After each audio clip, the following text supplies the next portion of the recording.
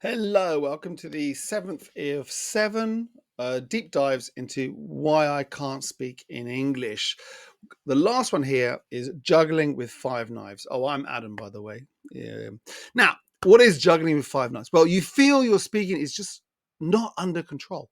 So you practice the solution is practice each skill independently, doing them all together. All these different problems you might have might stop you improving. Okay. So scenario 7, learning to juggle with five knives. The solution here is confidence building practice exercises and specific conversation exercises. And I'll explain what those mean. Okay. So learning to juggle with five lives. This is the problem. This is a problem about the management of your speaking skills. This occurs when students are fairly competent at all the aspects of speaking. So this is grammar, vocabulary, structure, fluency, all these things. And the problems that I have listed here are fairly in hand and under control. But then in speaking, the student just doesn't perform very well. What is happening here? The student is trying to do lots of okay skills at the same time. They're juggling with these five knives. So you can juggle a bit. Let me just say, you can juggle a bit, sometimes with knives, sometimes more than three balls. But now you're trying to juggle five knives while sitting on a unicycle and singing Jingle Bells at the same time. The final performance might not be as good as you hoped for. Learning to juggle with five knives is the solution. If I wanted to juggle five knives, first I would get great at three balls, then four balls, then five balls, and then three knives, four knives, five knives, or three balls and three knives. Well, it doesn't. The idea here is to make sure that you are doing exercises which strengthen the individual aspects of speaking, one or two skills at a time. Another fantastic analogy here is sports. Sports professionals don't practice or train just playing matches or just doing all the skills at once. No, a tennis player might do an hour of just volleys or serves. A football player practices free kicks or marking. A golfer spends a whole day on the putting green or the driving range. Match day is a serious event. It is the culmination of all the separate practice sessions together. Think of conversations as match day. It is the moment when you are putting together all the different skills you have, but it is not the main way to be the best at conversation itself. This is the performance of conversation. Your conversation and speaking skills are built on separate skills. So I have to do grammar exercises for my speaking? Well, no, not really. Unless your grammar is really atrocious and is causing lots of problems. You should learn speaking by speaking, like learning tennis with a tennis ball. But what I mean is that you should be aiming to do exercises that focus on the different aspects of speaking individually, not to keep doing all of the skills at once. What I mean, think about this. When you're going to practice the speaking, focus on getting something right, not focus on getting everything right in that moment. So what different skills are there in speaking? So there are general English skills, for example, grammar, vocabulary, sounds, pronunciation, intonation. And then there are skills that are more about speaking, including the problems we looked at in this article. Things like getting started, you're fishing with no hook, or how you're linking ideas, jumping, not dancing, or just talking, being able to talk, teach yourself surgery. All about structuring. Like, is that a problem when you're speaking? Biting a watermelon. What about the focus on communicating, watching the stairs? What about giving yourself time with calling your lawyer?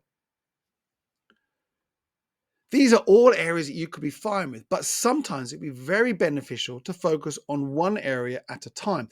In a lesson, there could be 10 minutes for your pronunciation, then some errors, then some talking practice, short answers, long answers, difficult answers, etc. An interesting thing to observe with many students is that they are able to do some speaking exercises very well, but maybe other activities, longer speaking turns, not very well, because they are not practiced enough at that skill. They happen by chance. Because with a match day approach, specific practice is never planned. It happens very occasionally. You want to practice penalties in football. You don't wait to practice in the match and get a penalty every 5 months. You do penalty practice. So learning to juggle with 5 knives, exercises and activities. So really here, I cannot tell what exercises to do because they could be any exercise. And also think about what are the problems you have in any conversation and look to do some exercises to attack those problems specifically. Don't just leave it up to chance. Okay. So here are some problems that I do not cover in this article. Okay, maybe this is also related and you could look at studying. I can't speak English because I'm a beginner. Basically, insufficient vocabulary. This article is for people who have basic vocabulary needed to communicate. If this is your problem, I recommend Googling and learning the most common 500 words in English. I can't speak clearly. A pronunciation intonation problem here. This article is not about the physical sounds made while you talk. This is a fundamental speaking skill, however, and may stop a student talking. This is important. If you feel that your pronunciation is stopping you from talking, then this should be a first priority. It is not a problem to make pronunciation mistakes, not a problem. But in fact, I don't think you should try to be a native speaker, emulate that. You need to be aim for clarity. But if people have a lot of problems in understanding your spoken output, you should deal with this element first. You're going to lose a lot of confidence if every time you open your mouth, someone reacts negatively. I can't speak English perfectly. Grammar, word choice problems here. Again, this is a different problem. You are able to speak. So these series is about not being able to speak. It is that just that you would like to eliminate your errors. Your error types could be many, many, many. So I can't recommend a specific link or resource, but this article here is not really about becoming perfect. Sorry about that. I can't speak English in an interesting or effective or expressive way. This is a range of vocabulary problems. This is a different problem again, and a very common problem too. However, it is a vocabulary problem, not a speaking problem. Consider using a flashcard system to boost your vocabulary, or better still, reading is a good option. Okay, and I'm writing a course on this very topic soon. But another thing is, think about the vocabulary that you use a lot in your native language. Do you know those words in English? Are you able to say what you just said in your native language in English? Make those words a priority if you don't. Okay. Finally, a note on active, passive, or controlled, uncontrolled memory.